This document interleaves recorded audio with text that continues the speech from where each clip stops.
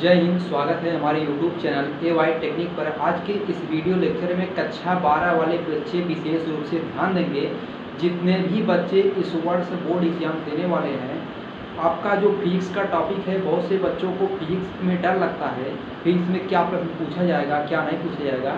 आज के इस वीडियो लेक्चर में आप सभी को क्लियर कर देना चाहता हूँ जो भी फिजिक्स का इम्पोर्टेंट टॉपिक्स है, जो परिभाषा है, कौन सी परिभाषा आपके बोर्ड एग्जाम में पूछा जा सकता है, जो बार बार एग्जाम में पूछा जा सकता है, उसी परिभाषा को मैं आज के वीडियो में आप सभी को बताऊंगा। ठीक है, वीडियो को थोड़ा सा ध्यान दीजिएगा। जो मैं प्रश्न बता रहा हूँ, इस प्रश्नों को नोट करके आप तैयार कर लीजिएगा। ठीक है, क्योंकि आपके बोर्ड एग्जाम में डायरेक्ट प्रश्न पूछा जाएगा। इस प्रश्न के बिना बोर्ड आपका अधूरा है।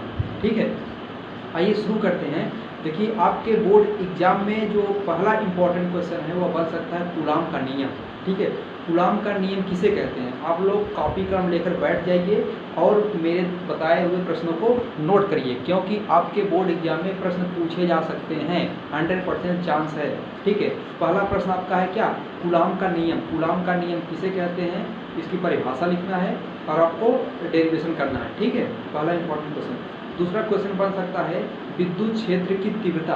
विद्युत क्षेत्र की तीव्रता की परिभाषा लिखना है और आपको उसका बीमा लिखना है और मात्रक भी लिखना है। ठीक है, और तीसरा क्वेश्चन आपके लिए है विद्युत बल रेखा किसे कहते हैं, उसकी परिभाषा लिखना है और विद्युत बल रेखाओं की कुछ गुण भी होता है। ठीक है, जैसे विद्युत बल रेखाएं एक दूसरे कभी नहीं काटती है, पतली डोरी के समान होती है। इस सभी के बारे में आप सब पढ़ लीजिएगा। अगला क्वेश्चन बन सकता है आपके बहुत इंपॉर्टेंट है, विद्युत आवेश के कारण वैद्युत क्षेत्र की तीव्रता। बिंदु आवेश कारण वैद्युत क्षेत्र की तीव्रता।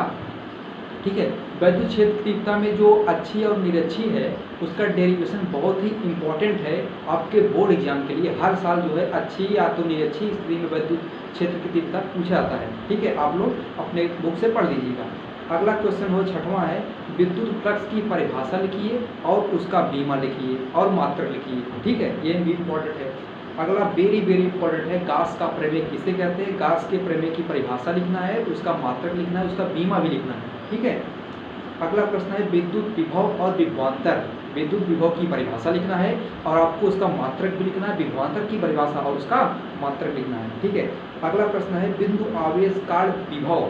बिंदु आवेश के कारण विभव, इसमें जो है दो है, अच्छी और निरक्षी। अच्छी स्थिति वैद्युत विभव और निरक्षी स्थिति वैद्युत विभव। ये सब आपने एग्जाम में पढ़ कर जाइएगा। ठीक है, क्योंकि 100% चांस है आपके बोर्ड एग्जाम में पूछ सकता है, बहुत इंपॉर्टेंट। आइए देखते हैं, 11वां क्वेश्चन है समविभव पृष्ठ किसे कहते हैं। समविभव पृष्ठ की परिभाषा लिखना है और उसका मात्रक लिखना है। ठीक है, अगला क्वेश्चन धारिता की परिभाषा और उसका मात्रक बीमा, ये सब लिखना है। ठीक है, अगला आपके लिए इंपॉर्टेंट है समांतर प्लेट संधारित्र की धारिता।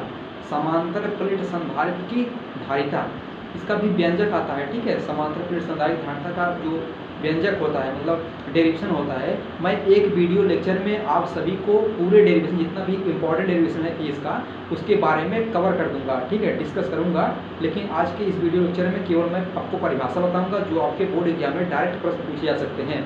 ठीक है, आइए अगला देते हैं संधारित्र का संयोजन। जैसे संधारित्र का समांतर क्रम संयोजन होता है और श्रेणी क्रम संयोजन होता है, ये सब पढ़ कर जाइएगा। ठीक है, अगला बहुत इंपॉर्टेंट क्वेश्चन है अनुगमन वेग से आप क्या समझते हैं। अनुगमन वेग की परिभाषा लिखना है, उसका मात्रक लिखना है और उसका बीमा भी लिखना है। ठीक है, या इसे कभी कभी किताब में लिखा रहता है अपवहन वेग से आप क्या समझते हैं। चाहे अपवहन वेग कहिए चाहे अनुगमन वेग कहिए, बात एक ही होता है। ठीक है, अपवहन वेग और अनुगमन वेग दोनों एक ही है, इसका परिभाषा और मात्रक भी लिखना है। ठीक है, अगला इंपॉर्टेंट क्वेश्चन है धारा घनत्व से आप क्या समझते हैं। धारा घनत्व की परिभाषा और उसका बीमा और उसका मात्रक लिखना है। ठीक है, अगला वेरी इंपॉर्टेंट क्वेश्चन है ओम का नियम। आप 10वीं पढ़ते आ चुके हैं, ओम का नियम किसे कहते हैं। ओम के नियम की परिभाषा लिखना है, उसका मात्रक लिखना है। ठीक है, आप दो डेरिवेशन कर देना है। अगला इंपॉर्टेंट क्वेश्चन है विशिष्ट प्रतिरोध, प्रतिरोधकता और विशिष्ट चालकता।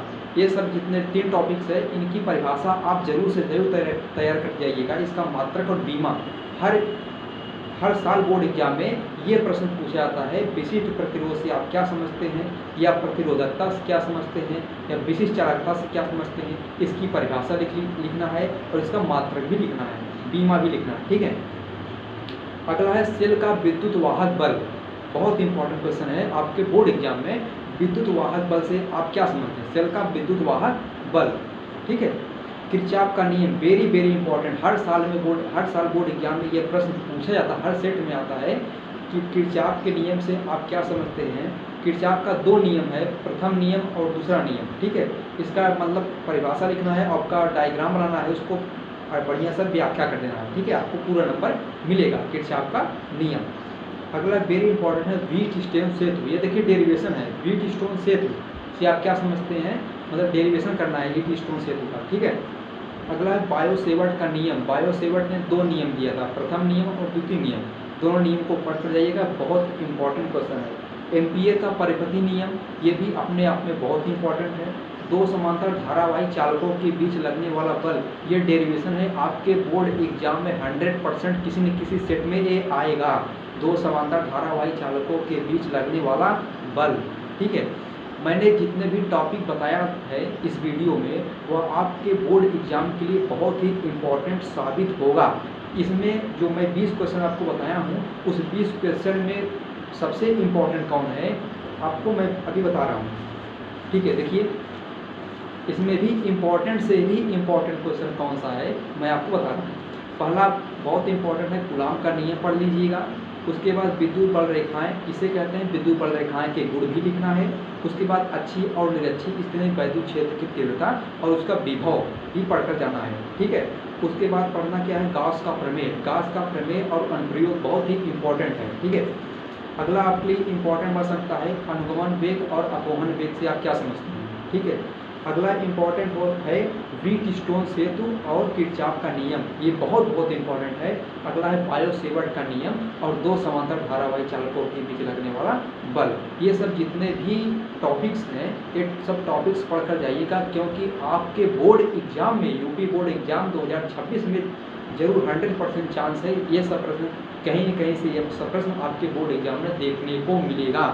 ठीक है, जो अगला सेकंड यूनिट है मतलब प्रकाश के बारे में। अगला प्रकाश के बारे में वो प्रकाश की जो चैप्टर है उसमें क्या क्या इम्पोर्टेंट प्रश्न आपके बोर्ड एग्जाम में बन सकते हैं, अगले वीडियो में आप सभी को वो सब बता दूंगा। ठीक है, आज के वीडियो में बस इतना ही। Thanks for watching. यदि वीडियो हमारा अच्छा लगे तो कृपया अपने दोस्तों के साथ भी शेयर कर देना, क्योंकि उनका भी भलाई हो जाए।